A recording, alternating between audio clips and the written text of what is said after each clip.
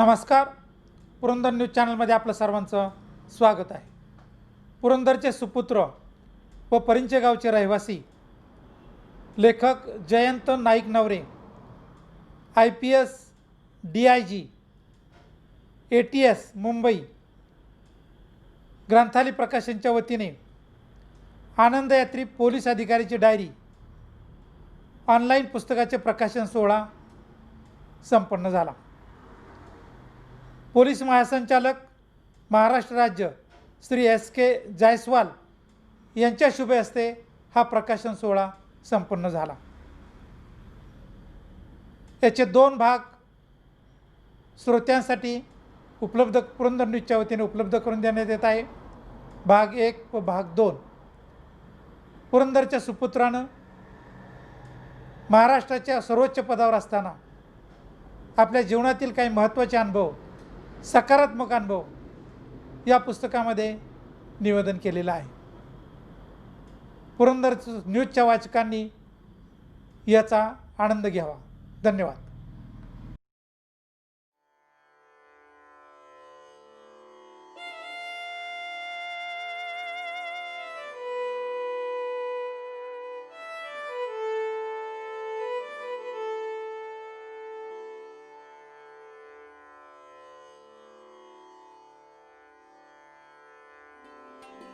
नमस्कार श्रोते हो, मी माधुरी जोशी. भारताच्या स्वातंत्र्य दिनाच्या सर्वांना हार्दिक शुभेच्छा. स्वातंत्र्य दिनाच्या शुभमुहूर्तावर आनंदयात्री पोलीस अधिकाऱ्याची डायरी या जयंत नाईक नवरे यांनी लिहिलेल्या पुस्तकाच्या प्रकाशनानिमित्त हा कार्यक्रम आयोजित करण्यात आला आहे. या आगळ्या वेगळ्या कार्यक्रमामध्ये सर्वांचं हार्दिक स्वागत. हे पुस्तक ग्रंथाली प्रकाशनानं प्रकाशित केलेलं आहे. महाराष्ट्रभर ग्रंथालीच्या वितरण व्यवस्थेतील पुस्तकांच्या दुकानात उपलब्ध करून देण्यात आलं आहे. तसंच ॲमेझॉन आणि फ्लिपकार्ट या ऑनलाईन मार्केटवरून हार्ड कॉपी ऑर्डर करता येईल. किंडल आणि ई-बुक रीडर्ससाठी सॉफ्ट कॉपी ॲमेझॉनवरून खरेदी करता येऊ शकेल. पुस्तकाचे लेखक श्री जयंत नाईक नवरे हे भारतीय पोलीस सेवेतील अधिकारी असून सध्या पोलीस उपमहानिरीक्षक म्हणजे DIG या पदावर दहशतवाद विरोधी पथक मुंबई येथे कार्यरत आहेत. आनंदयात्री पोलीस अधिकाऱ्याची डायरी हे लेखकाचे पहिले पुस्तक असून आत्मपर लेखन आहे. लॉकडाऊनपूर्वी हा प्रकाशनाचा कार्यक्रम नाट्यगृहामध्ये घेण्याचं ठरलं होतं. पुण्यातल्या पंचमदा म्हणजे RD बर्मन फॅन क्लबचा वाद्यवृंद आणि आर्टिस्ट हा नाट्यगृहातला कार्यक्रम सादर करणार होते. परंतु जगभरातील कोविड-19च्या पार्श्वभूमीवर सगळे व्यवहार ठप्प झाल्याने पुस्तक प्रकाशनाचा सोहळा the show must go on प्रमाणे नाट्यगृहात नाही तर व्हर्च्युअल विश्वात का होईना हा कार्यक्रम करायचाच असा निर्णय घेण्यात आला. वाचकांनी आणि रसिकांनी हे गोड मानून घ्यावं ही नम्र विनंती. कॉम्पेअरिंग ऐवजी पुस्तकातले छोटे छोटे उतारे वाचण्यात येणार आहेत. उतारा वाचून झाला की त्यातल्या मूडला साजेसं असं एखादं गाणं घेण्यात येईल. परंतु ही थीम प्रत्येक वेळी शक्य नसल्यास कोणतं तरी छान गाणं नक्की घेतलं जाईल. या कार्यक्रमाचा जास्तीत जास्त आनंद घेता यावा यासाठी लेखकाच्या मित्रांनी सुरात वाजवलेली आणि गायलेली हिंदी गाणी सादर करण्याचा प्रयत्न आम्ही करणार आहोत. अशा प्रकारचा कार्यक्रम पहिल्यांदाच होत आहे. परंतु प्रामाणिक प्रयत्न असल्यामुळे तुम्ही सगळे ह्याचा आनंद घेऊ शकाल याची खात्री आहे. तर सादर करत आहोत आनंदयात्री पोलीस अधिकाऱ्याची डायरी.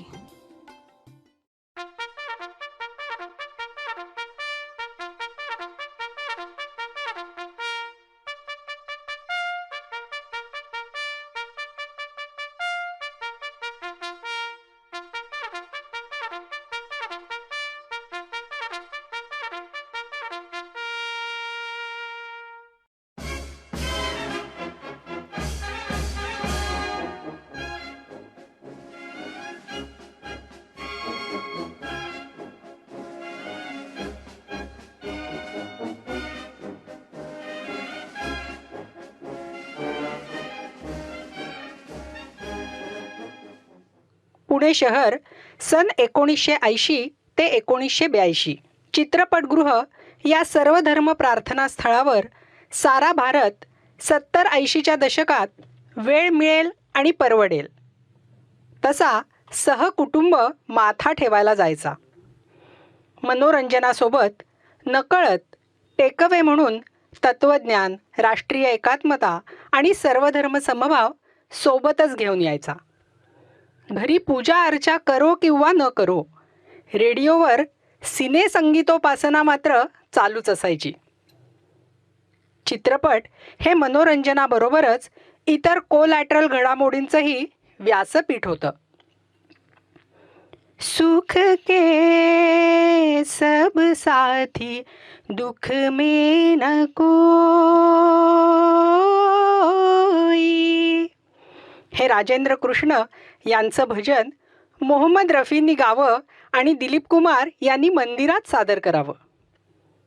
लता दीदींचं मोहे पनघट पे नंदलाल छेड़ गयो रे मोहे पनघट पे, हे गाणं शकील बदायुनी यांनी लिहावं.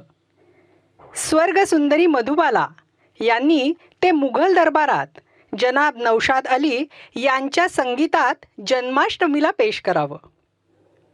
साहिर लुधियानवी यांचं अलौकिक अल्लाह तेरो नाम ईश्वर तेरो नाम अल्लाह तेरो नाम सर्वांच्या काळजाला भिडावं.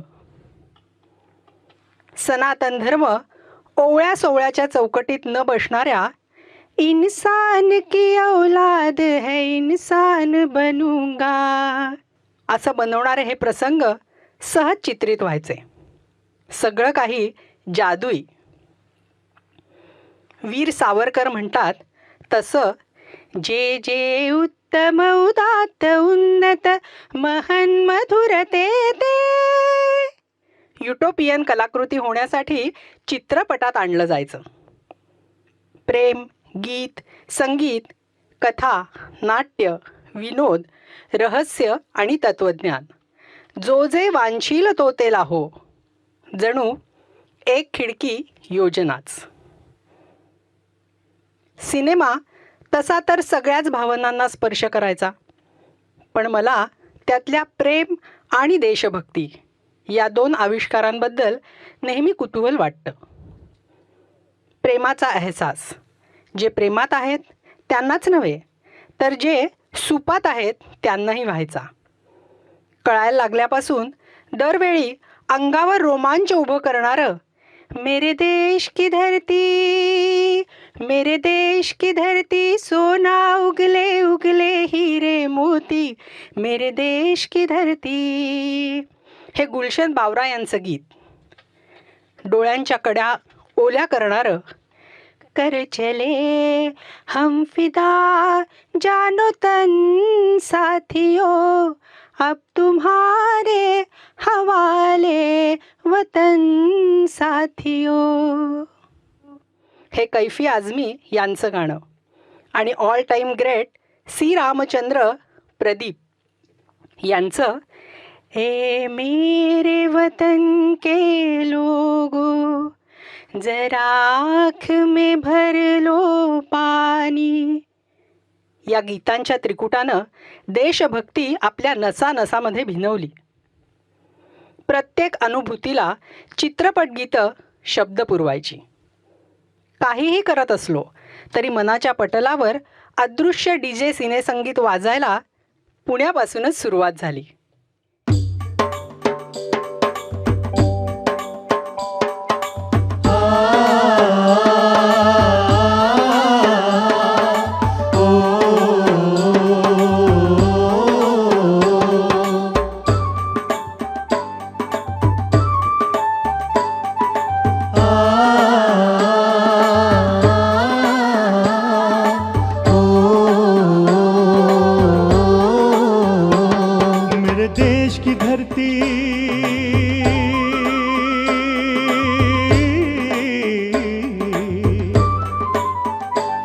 मेरे देश की धरती सोना उगले उगले हीरे मोती, मेरे देश की धरती, मेरे देश की धरती, मेरे देश की धरती, सोना उगले उगले हीरे मोती, मेरे देश की धरती, मेरे देश की धरती।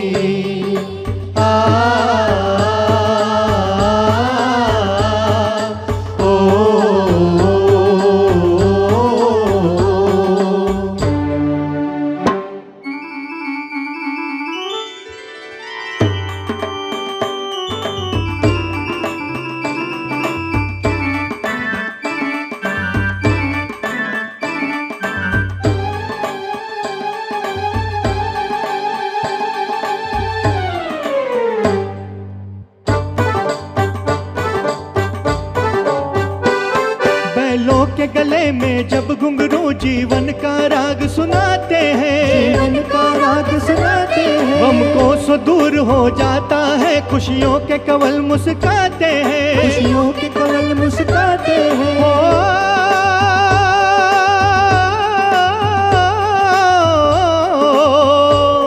सुन के रहट की आवाजें, सुन के रहट की आवाजें, यूं लगे कहीं शहनाई बजे, यूं लगे कहीं शहनाई बजे, आते ही मस्त बहारों के दुल्हन की तरह हर के सजे, दुल्हन की तरह हर के सजे। मेरे देश की धरती,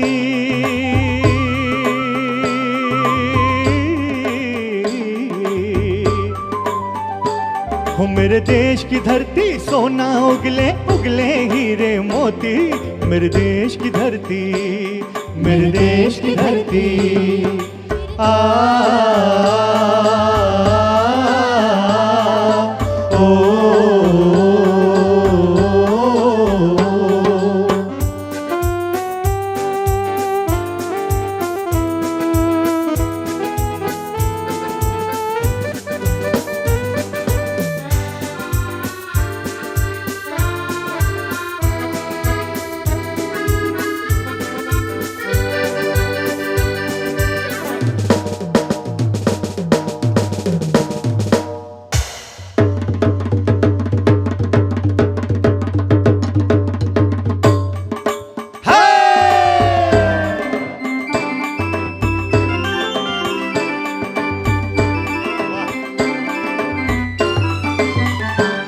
ये बाग है गौतम नानक का, खिलते हैं अमन के फूल यहाँ, खिलते हैं अमन के फूल यहाँ।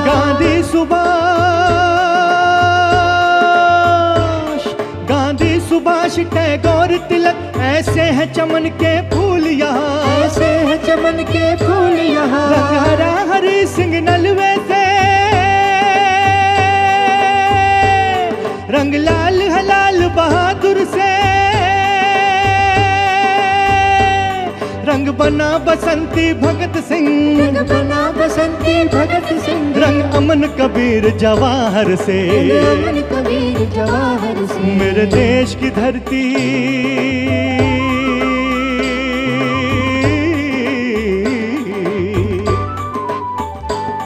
मेरे देश की धरती, सोना उगले उगले हीरे मोती, मेरे देश की धरती, मेरे देश की धरती, मेरे देश की धरती, सोना उगले उगले हीरे मोती, मेरे देश की धरती, मेरे देश की धरती।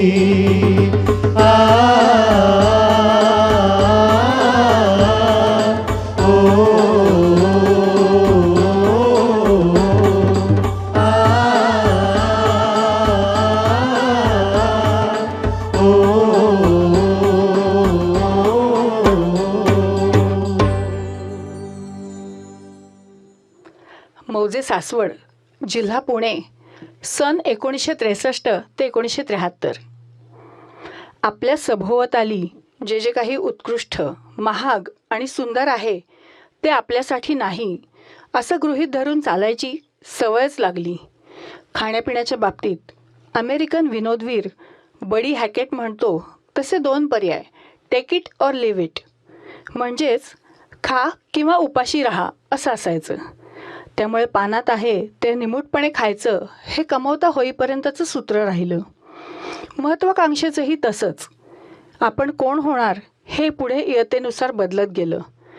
याला प्रमुख कारण म्हणजे आपण काही होऊ शकतो या बाबतीतली प्रामाणिक साशंकता परिस्थिती आणून सोडेल त्या चौरस्त्यावर जो काही पर्याय उपलब्ध असेल तो घेऊन त्याच्या टोकापर्यंत जायचं.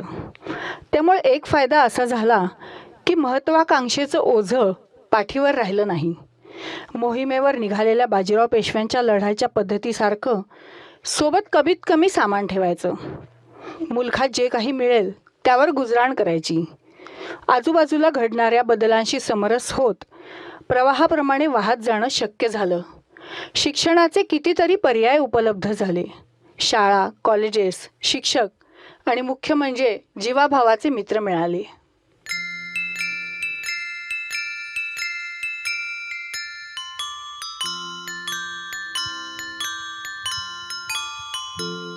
मैं जिंदगी का साथ निभाता चला गया,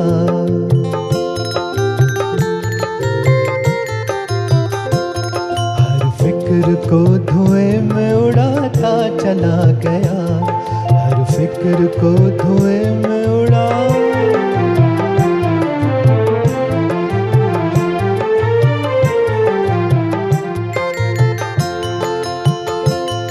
बर्बादियों का शौक मनाना फजूल था,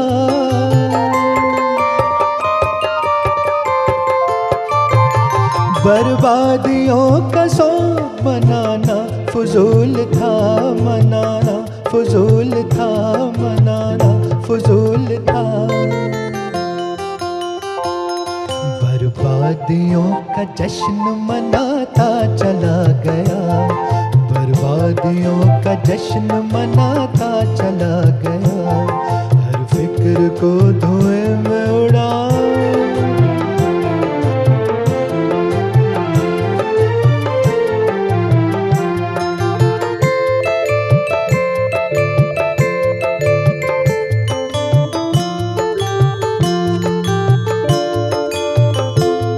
जो मिल गया उसी को मुकद्दर समझ लिया,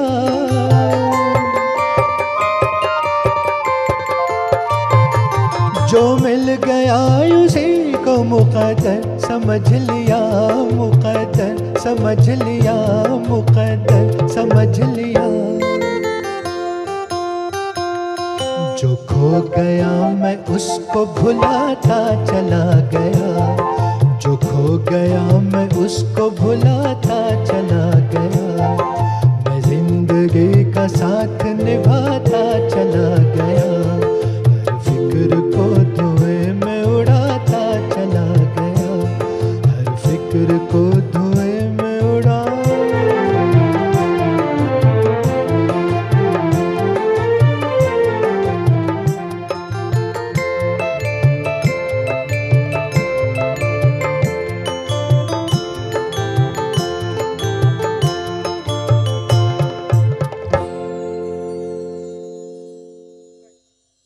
परिंचे, जिल्हा पुणे, सन 1973 ते सन 1979. डेन्मार्कचा राजपुत्र हॅम्लेटच्या to be or not to be या डायलिमासारखा 10वी बोर्डाच्या परीक्षेनंतर ग्रामीण विद्यार्थ्यांच्या पुढे प्रश्न असायचा. या निकालावर ठरायचं की आपलं स्थलांतर होणार की नाही, झालंच तर तालुका, जिल्हा की कॉर्पोरेशन स्तरावर. तलावात खडा मारल्यावर उठणाऱ्या तरंगांसारखी मुलं गावापासून दूर पांगायची. केवळ मुलींसाठीच नाही तर मुलांसाठी सुद्धा हे 16वं वरीस धोक्याचंच असायचं. अज्ञात विश्वाच्या कृष्णविवरात उडी घ्यायची ती मूळ व्यक्तिमत्वात कधीही परत न येण्यासाठी. लिहितात तसं बोलणाऱ्या लोकांची भाषा प्रमाण मानून बोलत असलेली भाषा आणि लहेजा बदलायला वारशानं मिळालं ते एकतर जाणीवपूर्वक विसरायला किंवा बदलायला निघायचं. इंग्रजी शिकून व्यक्तिमत्व परिवर्तनाची ही प्रक्रिया जग जिंकण्यासाठीची. दरवर्षी हजारो विद्यार्थ्यांच्या लाटा गावांकडून शहराकडे करिअरचा प्रवास करायला निघायच्या. सर्वांना थोड्याफार फरकानं सारख्याच समस्यांना, हाल अपेष्टांना तोंड द्यावं लागायचं. गाव आणि गोतावळ्यापासून दूर गेलेली ही मुलं काही काळासाठी सस्पेंडेड ॲनिमेशनमध्ये राहायची. स्वावलंबनाची इथूनच सुरुवात व्हायची. यशाची स्वप्न पाहण्यापासून ते वास्तवाचे भान येईपर्यंतचा स्वावलंबनाचा हा प्रवास असायचा. जात, वंश, धर्म यांना दुय्यम आणि कर्तृत्वाला प्रथम प्राधान्य असलेल्या शहरात आपली ओळख निर्माण करायची. सहनशक्तीचा अंत पाहणाऱ्या परीक्षा, ग्लॅडिएटरसारखी प्रत्येक लढाई आर किंवा पारची अस्तित्वाशी निगडीत असणारी असायची.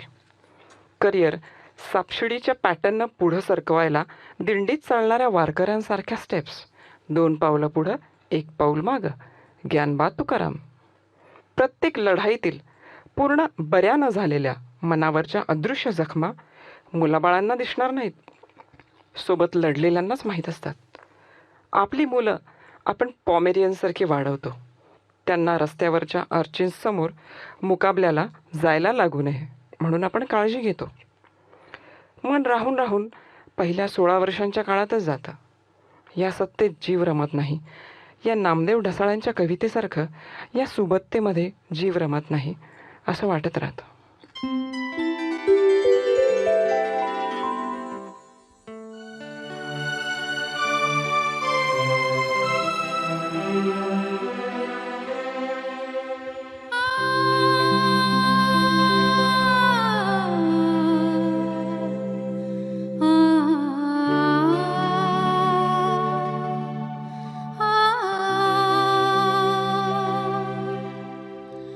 इस मोड़ से जाते हैं, इस मोड़ से जाते हैं, कुछ सुस्त कदम रसते, कुछ तेज कदम राहें. इस मोड़ से जाते हैं, कुछ सुस्त कदम रसते, कुछ तेज कदम राहें.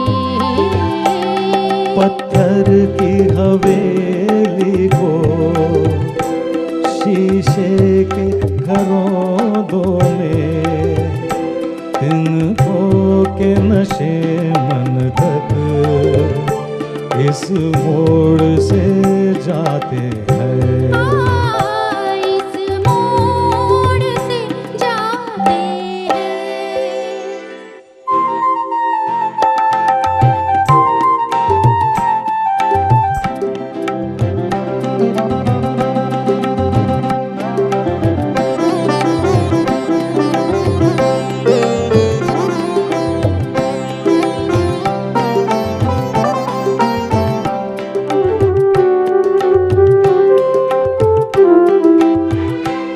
आंधी की तरह उड़कर एक राह गुजरती है. आंधी की तरह उड़कर एक राह गुजरती है. शर्माती हुई कोई कदमों से उतरती है. इन रेशमी राहों में एक राह तो वो होगी, तुम तक जो पहुँचती है. इस मोड़ से जाते हैं, इस मोड़ से जाते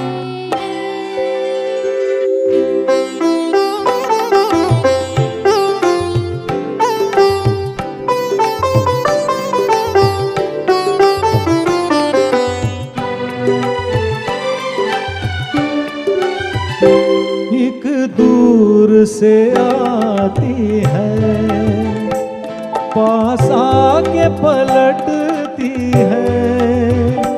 एक दूर से आती है, पास आके पलटती है.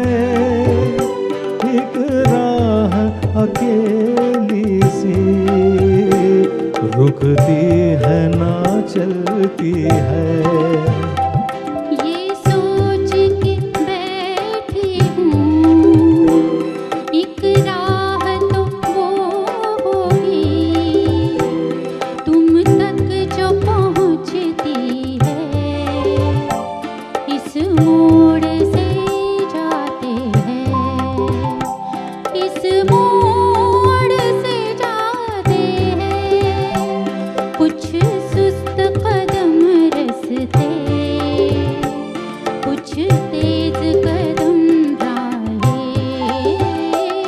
पत्थर की हवेली को शीशे के घरों दो में, तिनको के नशे मन तक इस मोड़ से जाते हैं। इस मोड़ से जाते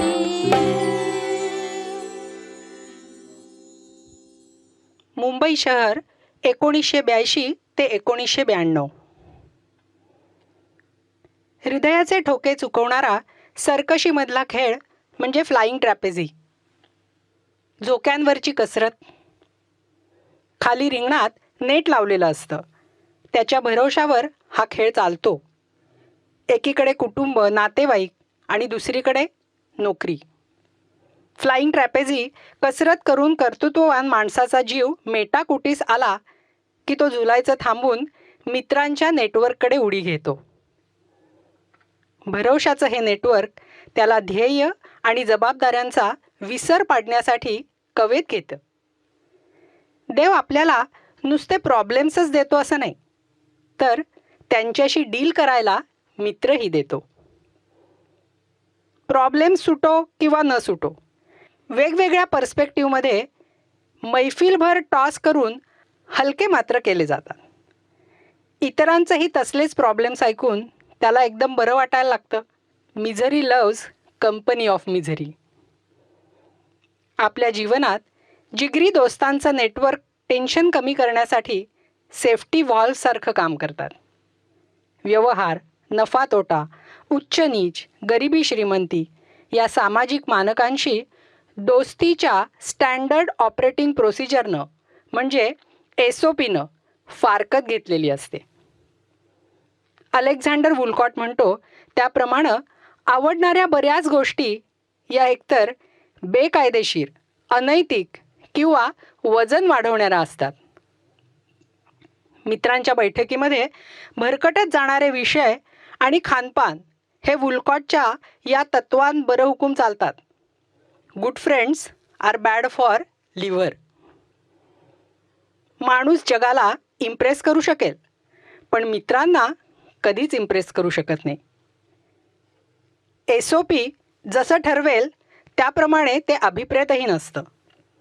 मायकल एंजेलोला आदर्श मित्रांचं शिल्प कोरायला सांगितलं असतं, तर त्यानं नक्कीच हा ट्रबल शूटर सँडो बनियन, 3/4 ट्राउझर, उंचावलेल्या उजव्या हातामध्ये ऑन द रॉक पेकचा ग्लास आणि डाव्या हाताच्या बोटात अर्धवट जळलेली सिगारेट असंच कोरून त्याखाली नसीहत ए यारा असं लिहिलं असतं, असं मला कधी कधी वाटतं.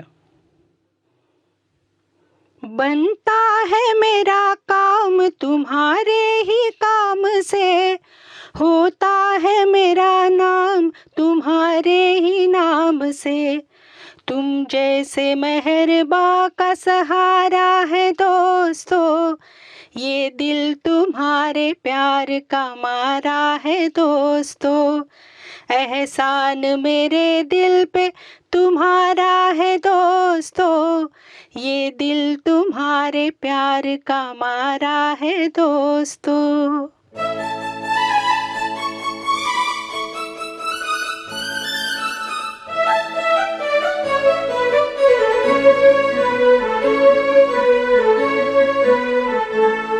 एहसान मेरे दिल पे तुम्हारा है दोस्तों, एहसान मेरे दिल पे तुम्हारा है दोस्तों, ये दिल तुम्हारे प्यार का मारा है दोस्तों, एहसान मेरे दिल पे तुम्हारा है दोस्तों, ये दिल तुम्हारे प्यार का मारा है दोस्तों.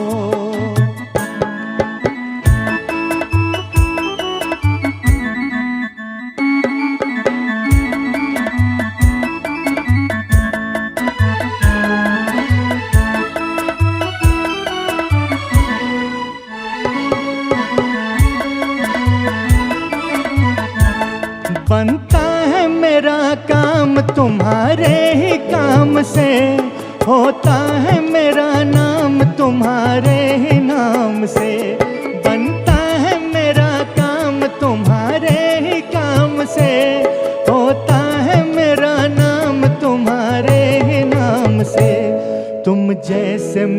तजुर्बा का सहारा है दोस्तों, ये दिल तुम्हारे प्यार का मारा है दोस्तों, एहसान मेरे दिल पे तुम्हारा है दोस्तों, ये दिल तुम्हारे प्यार का मारा है दोस्तों।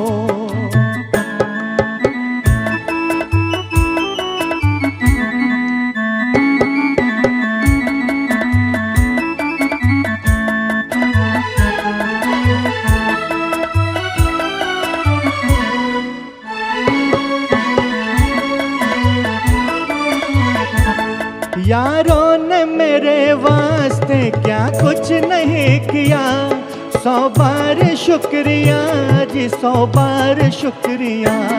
यारों ने मेरे वास्ते क्या कुछ नहीं किया, 100 बार शुक्रिया, अरे 100 बार शुक्रिया। बचपन तुम्हारे साथ गुजारा है दोस्तों, ये दिल तुम्हारे प्यार का मारा है दोस्तों, एहसान मेरे दिल पे तुम्हारा है दोस्तों, ये दिल तुम्हारे प्यार का मारा है दोस्तों, एहसान मेरे दिल पे तुम्हारा है दोस्तों, ये दिल तुम्हारे प्यार का मारा है दोस्तों। नाशिक 1992 1993 दिनांक 14 जुलै 2015 रोजी महाराष्ट्र पोलीस अकॅडमी नाशिकच्या गेटजवळ पोचलो तेव्हा 3 सांज झाली होती. मुलं GPS वरून लेफ्ट राईट आणि स्ट्रेट मार्ग सांगत होते. त्र्यंबक रोडवर डायरेक्टर साहेबांच्या बंगल्याजवळचं गेट पास करून गाडी मेन गेटकडे निघाली होती. पोलीस विभागात 25 वर्ष झाल्याने सिल्वर जुबली रियुनियनसाठी अकॅडमीत पोचलो होतो. बरोबर 25 वर्षांपूर्वी मेन गेटच्या बाहेर मी, दत्ता कराळे, मधुकर तळपाडे, महेंद्र वारभुवन आपापल्या बॅगांजवळ उभे होतो. काही बावरलेल्या नवनियुक्त महिला सब इन्स्पेक्टर पालकांसह घोळक्याने थांबलेल्या होत्या. एका बॅगवर बसलेला मुलगा आमच्याकडे आला. दत्तानं ओळख करून दिली, हे अमर जाधव. मी हात मिळवला आणि तो अजून सोडलेला नाही. DYSP बेंडीगिरी IPS मेसमधल्या रूम्सचं वाटप करताना हातातला कागद बघत म्हणाले होते, फुलारी आणि Talpade room number 1, Mohite Kolhe room number 2, Warbhavan Baviskar 3, Pravin Pawar Jayant Naik Nawre room number 5. Pravin रूममध्ये पहिला गेला.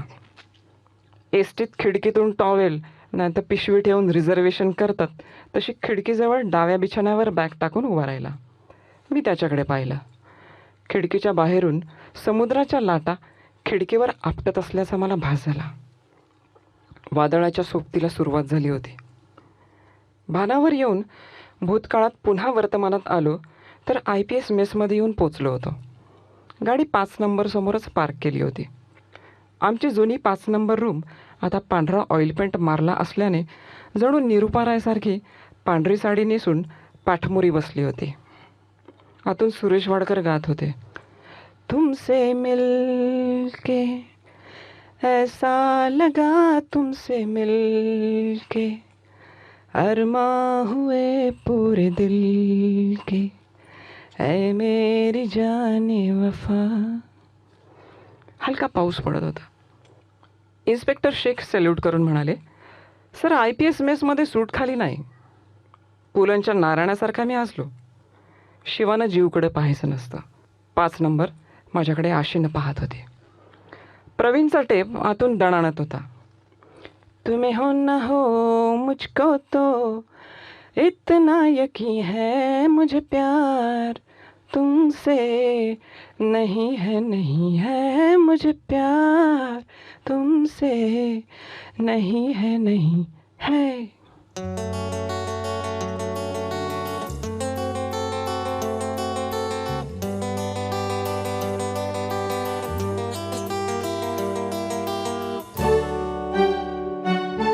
तुम्हें हो ना हो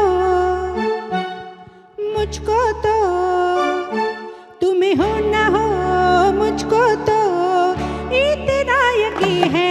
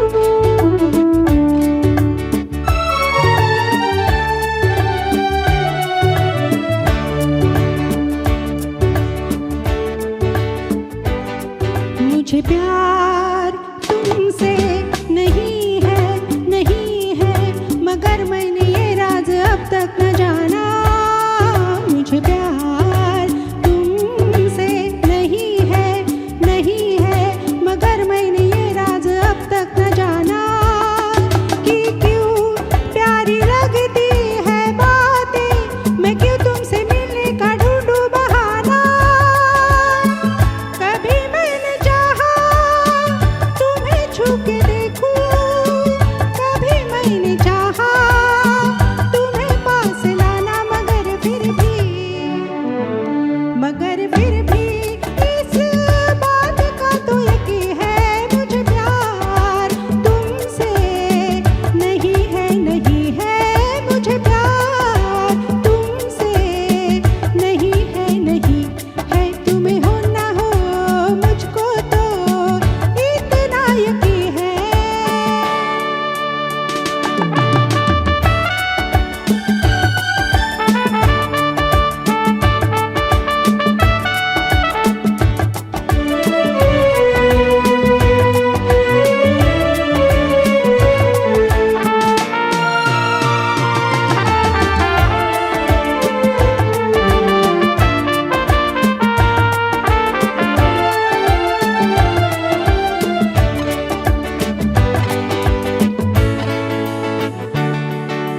फिर भी जो तुम दूर रहते हो मुझसे जो रहते हैं दिल पे उदासी के साए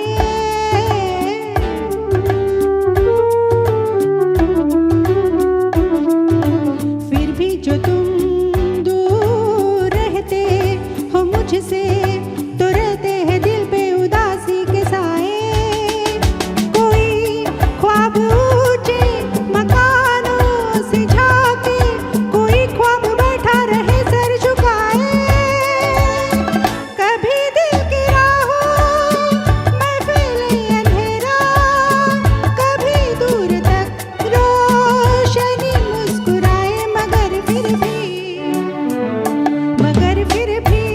इस बात का तो यकीन है मुझे प्यार तुमसे नहीं है मुझे प्यार तुमसे नहीं है तुम्हें हो ना हो मुझको तो इतना यकीन है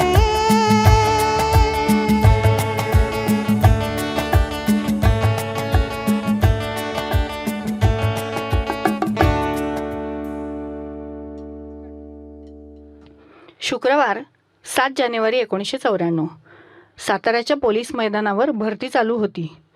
प्रोबेशनर हरकाम्या म्हणून मी सकाळपासूनच एक स्टार लावून सरकारी बुलेटवरून पोचलो होतो. IPI बुरुंग सॅल्यूट करून म्हणाले, SP साहेबांनी कळवलं आहे की भरती पुढे ढकला, त्यांची बदली झाली आहे. माधवराव सानप साहेबांसोबत काम करताना एक कम्फर्ट लेवल तयार झाली होती. त्यामुळे त्यांच्या बदलीच्या बातमीनी मी थोडा विचलित झालो. तसं पाहिलं तर कुणाचीही बदली झाली की मला का कुणास ठाऊक, पण स्टेटस क्वो राहिलं असतं तर बरं झालं असतं असं वाटतं. तो दिवस पोलीस अधीक्षक कार्यालयातल्या लोकांचा एकीकडे बदलीबाबत हळहळ व्यक्त करणं आणि दुसरीकडून साहेबांकडून छोट्या मोठ्या बदल्या, बक्षिसं आणि इतर कामं काढून घेण्यात गेला. साहेबांची कुणाकुणाशी फोनवरून संदेशांची देवाणघेवाण चालू होती. स्थानिक पत्रकार कारकिर्दीचा आढावा घेत होते. नवीन SP मंगळवारी हजर होणार म्हणून दाजिबाच्या वाड्यात एकच गडबड झाली. मंगळवारी सकाळी त्यातल्या त्यात नवा युनिफॉर्म, झक्क पॉलिश केलेले बूट आणि नवीन कॅप घालून मी इरिगेशनच्या रेस्ट हाऊसवर गेलो. काहीतरी करायचं म्हणून सन्मान गार्डची तालीम घेतली. ढिले बेल्ट हलवून लेनयार्डच्या शिट्ट्या चाचपून पाहिल्या. सत्यनारायणाच्या चौरंगावर चढून बॅलन्स चेक केला. वाहतूक फौजदार कामिरे पायलटिंग करून नवीन SPंचा कन्वाय घेऊन आले. नक्षलग्रस्त भागातून आल्यानी 4 कमांडोंची जिप्सी मागे होती. गोऱ्यापान भन्नाट टर्नआउटच्या नवीन SPंचं मी आणि इतरांनी लाईनअप करून स्वागत केलं. साहेबांनी सलामी घेतली आणि सर्वांना रिवॉर्ड द्या असं म्हणाले. त्यानंतर SP ऑफिसला चार्ज वगैरे झाला. दुसऱ्या दिवशी PWDच्या गेस्ट हाऊसला साहेब शिफ्ट झाले. साहेबांसोबत जिप्सीतून आलेले 4 कमांडो आणि ड्रायव्हर भंडाऱ्याला परत जायला निघाले. जाण्यापूर्वी साहेबांचा निरोप घेऊन त्यांच्या खोलीतून सगळे बाहेर आले. त्यानंतर अचंबित करणारा प्रसंग घडला. सासरी जाणारी मुलगी रडते तसे कमांडो आणि ड्रायव्हर जिन्याच्या कठड्याला आणि खिडक्यांच्या गजांना धरून ओक्साबोक्शी रडायला लागले. अशोकराव मारुतराव कामटे यांचं साताऱ्यात आणि माझ्या जीवनात आगमन झालं होतं.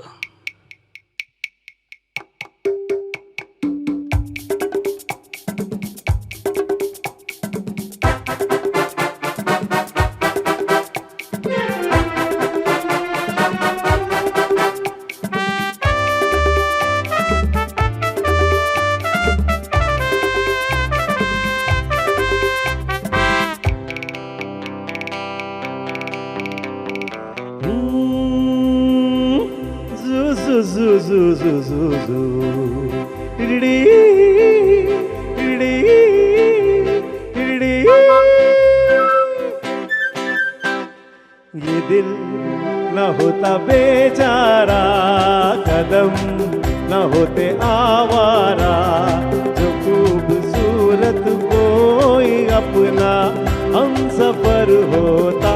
हो ये दिल न होता बेचारा, कदम न होते आवारा, जो खूबसूरत कोई अपना हम सफर होता.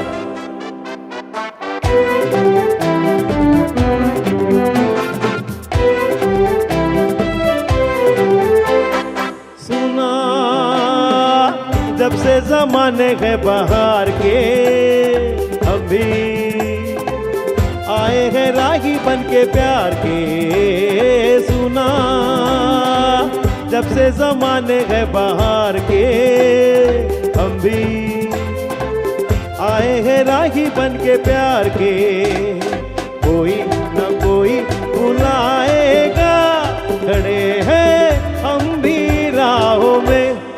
ये दिल न होता बेचारा, कदम न होते आवारा, जो खूबसूरत कोई अपना हम सफर होता.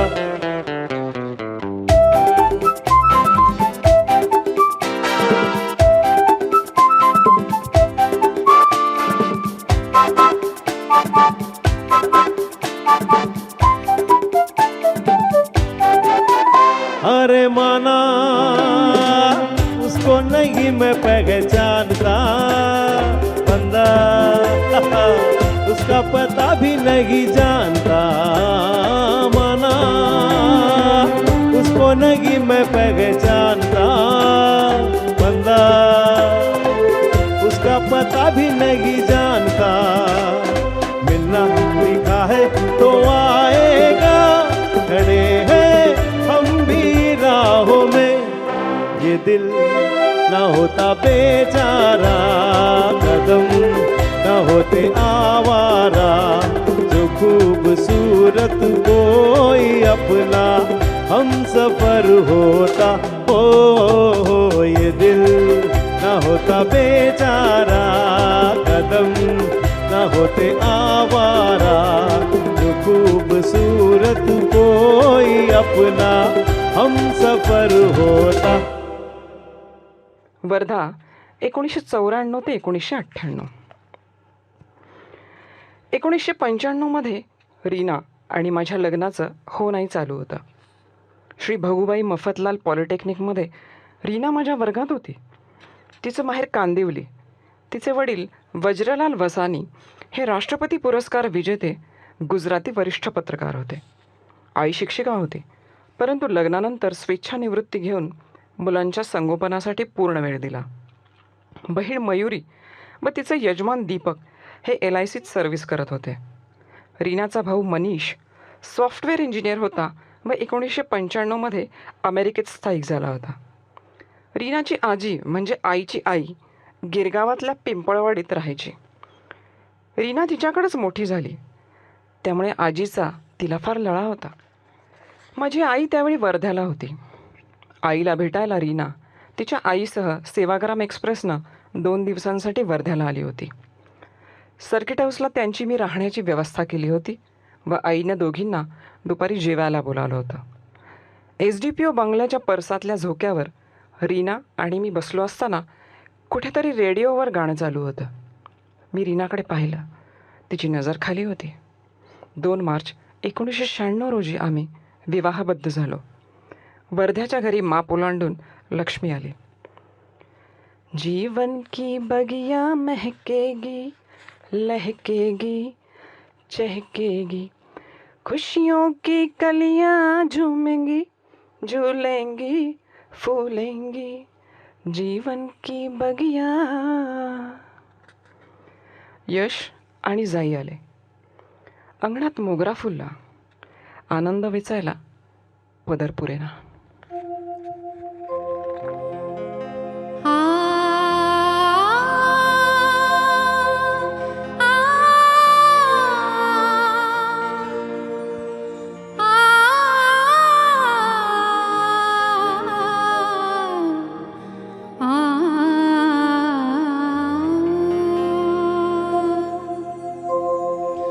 सावन के झूले पड़े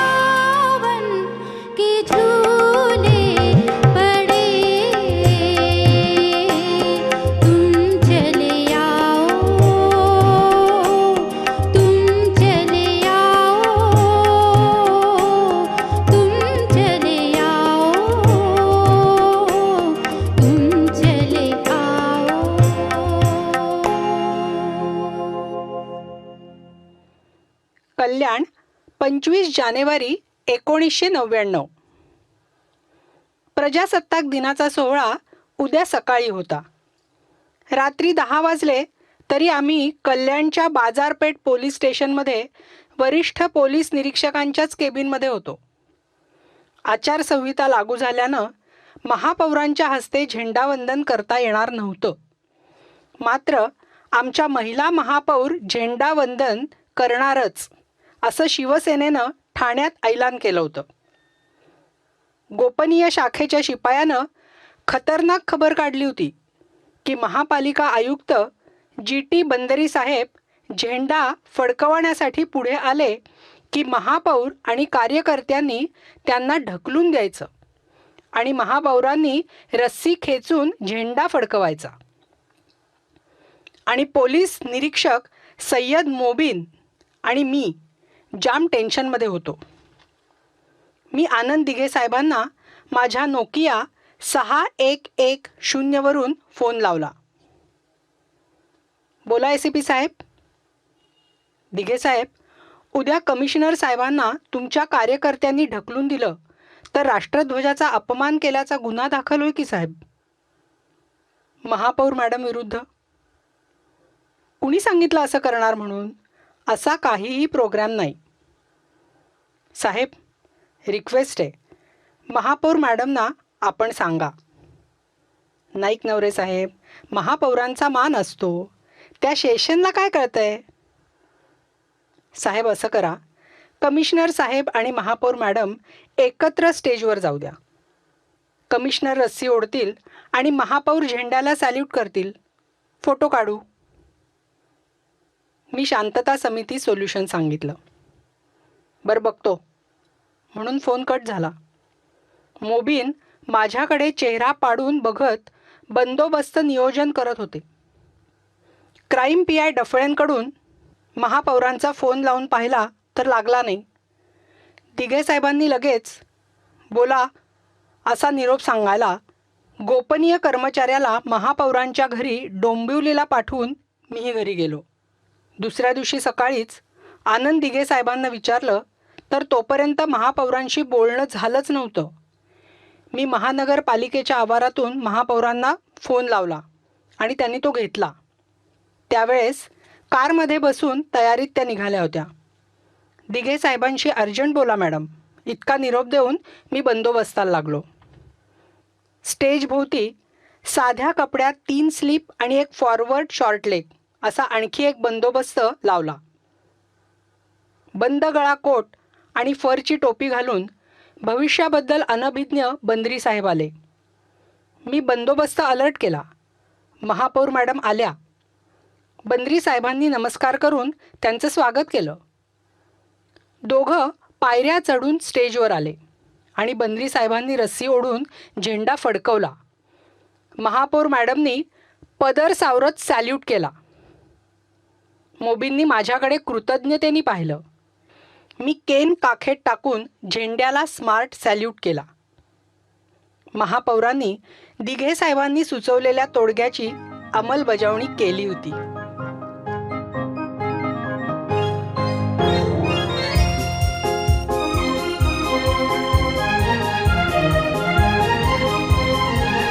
चली चली रे पतंग मेरी चली रे, चली चली रे पतंग मेरी चली रे, चली बादलों के पार होके डोर पे सवार, सारी दुनिया ये देख देख चली रे, चली चली रे पतंग मेरी चली रे.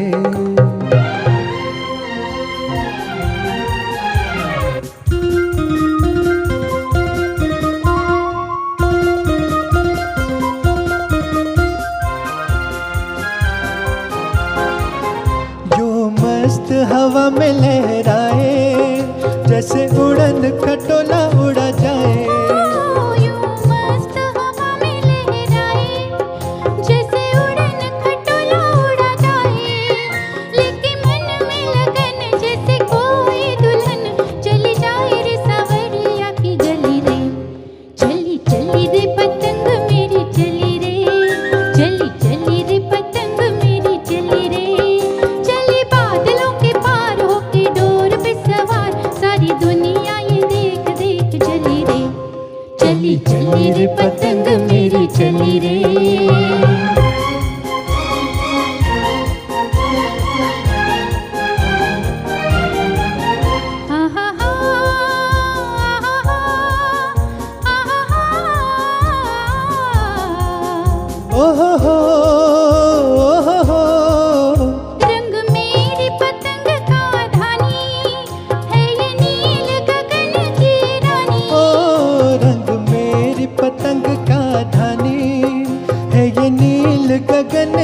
रानी, बाकी बाकी है उठान है उम्र भी जवान, लगी पतली कमर बड़ी भली रे। चली चली रे पतंग मेरी चली रे, चली चली रे पतंग मेरी चली रे, चली बादलों के पार होके डोर पे सवार, सारी दुनिया ये देख देख चली रे, चली चली रे पतंग मेरी चली रे।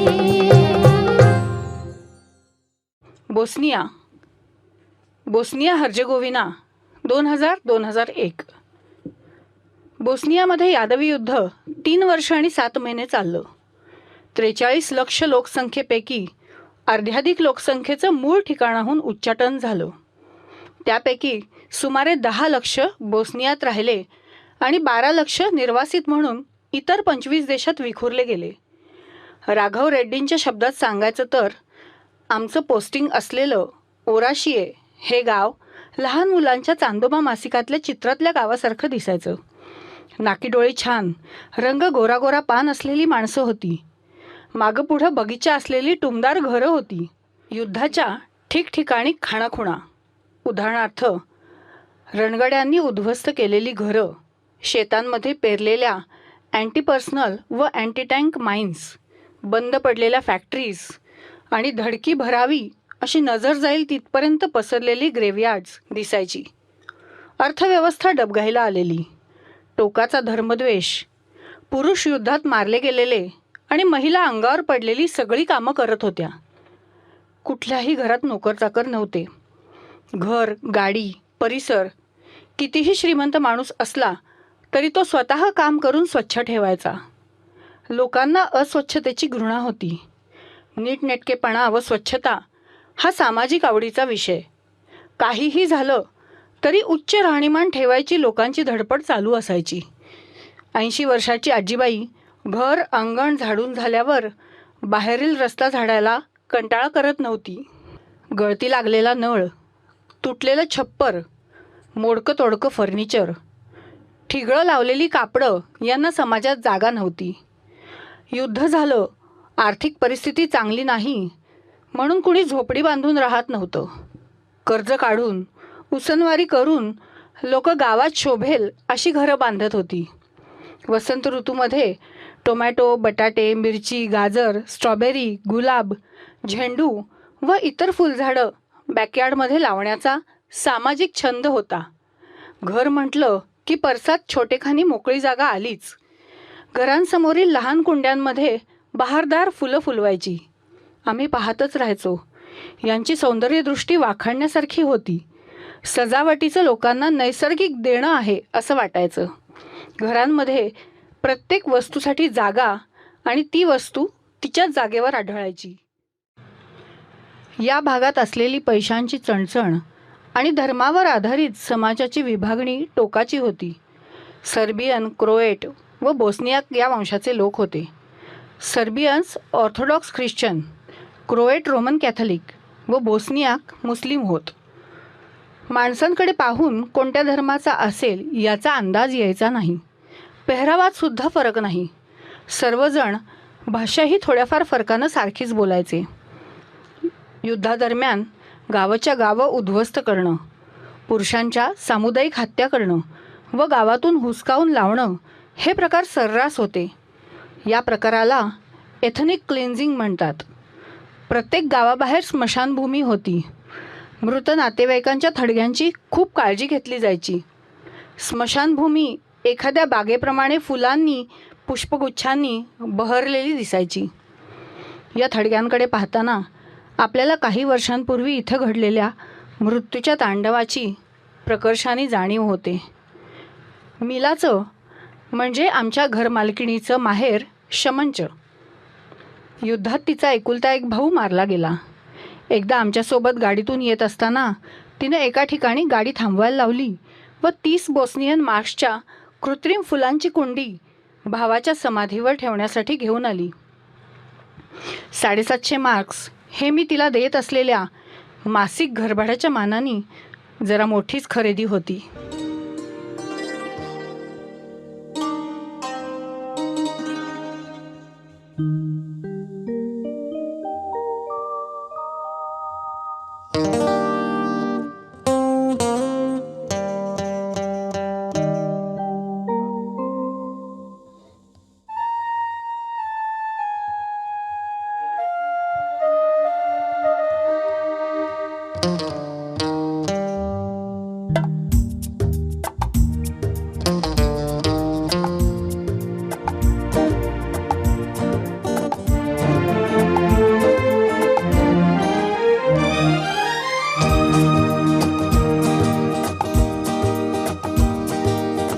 वादा करो जानम ना छोड़ोगे ये दामन, जमाना चाहे छूटे। बांधी है जो दिल से अब ये डोर, जिंदगी भर ना टूटे। वादा करो जानम ना छोड़ोगे दामन, जमाना चाहे छूटे। बांधी है जो दिल से अब ये डोर, जिंदगी भर न टूटे। वादा करो जानम ना छोड़ोगे दामन, जमाना चाहे छूटे।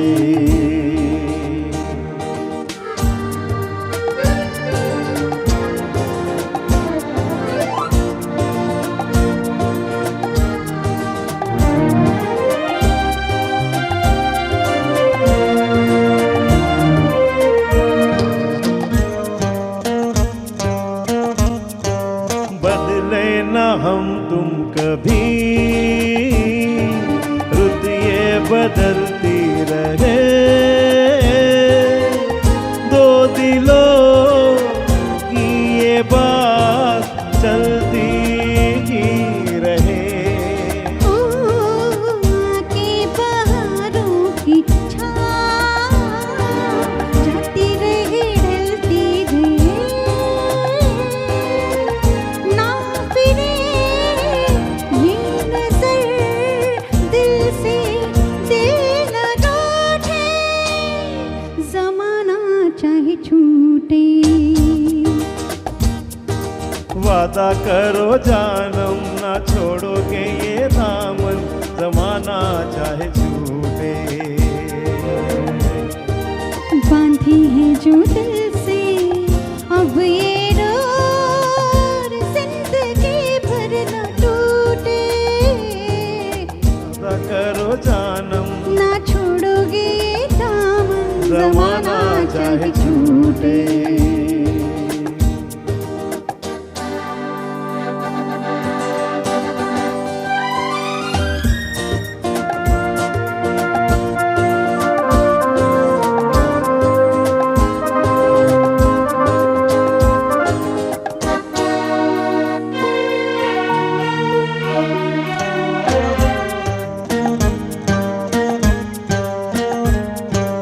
होने देंगे ऐसा ना हम, कल को जमाना हंसे। यूं करे प्यार का नाम दुनिया याद करे। हम पे गिरे बिजलियां, आंधी से तूफान चले। हाथों से ये तेरा आंचल अब न छूटे। जमाना चाहे छूटे। वादा करो जानम ना छोड़ोगे दामन, जमाना चाहे छूटे। बांधी है जो दिल से अब ये डोर, जिंदगी भर न टूटे। वादा करो जानम ना छोड़ोगे ये दामन, जमाना चाहे छूटे। जमाना चाहे छूटे। जमाना चाहे छूटे।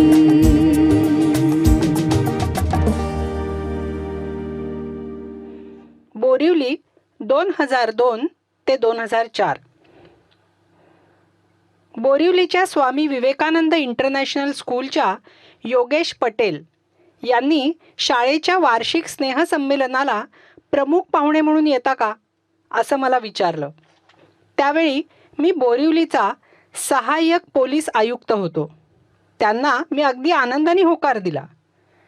स्नेहसंमेलनाला प्रमुख पाहुण्यांचं आगत स्वागत होतं. तसं माझंही केलं गेलं. मी सलामी मंचावर उभा राहून मुलांची परेड पाहिली. नंतर प्रत्येक प्लॅटूनचं निरीक्षण केलं. मुलं मुली मोठ्या उत्साहाने छानपैकी टर्नआउटमध्ये मार्च करत होती.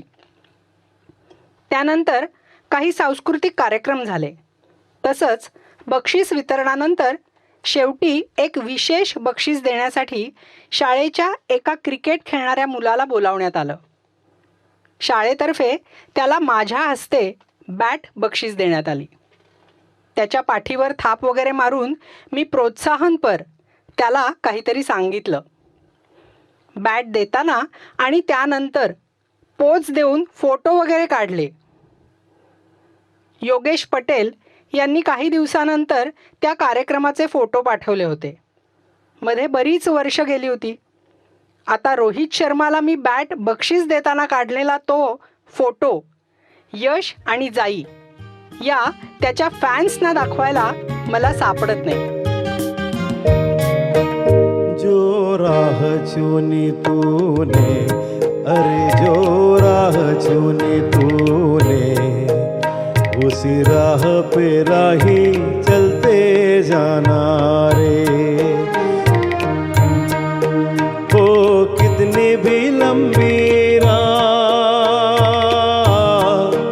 अरे हो कितनी भी लंबी रात, दिया बन जलते जाना रे.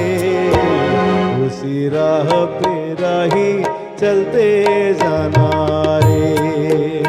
जो राह चुनी तूने, अरे जो राह चुनी तूने, उसी राह पे राही चलते जाना रे.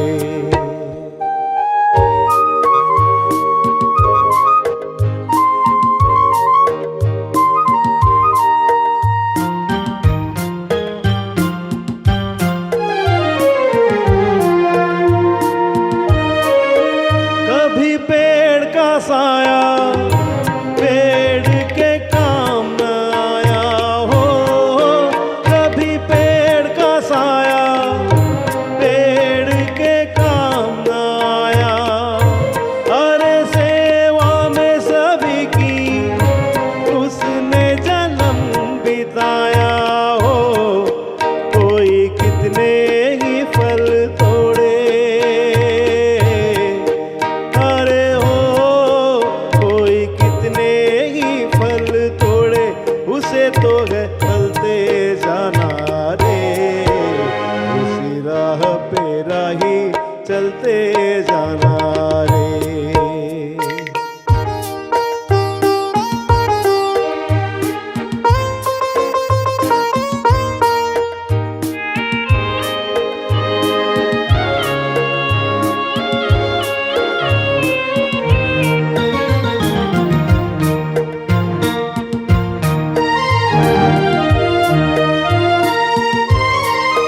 तेरी अपनी कहानी के दर्पण बोल रहा है हो. तेरी अपनी कहानी ये दर्पण बोल रहा है. भीगी आँख का पानी हकीकत खोल रहा है हो. जिस रंग में ढाले हो, अरे हो जिस रंग में ढाले वक्त, मुसाफिर ढलते जाना रे. उसी राह पे राही चलते जाना रे. हो कितनी भी लंबी राह, अरे हो कितनी भी लंबी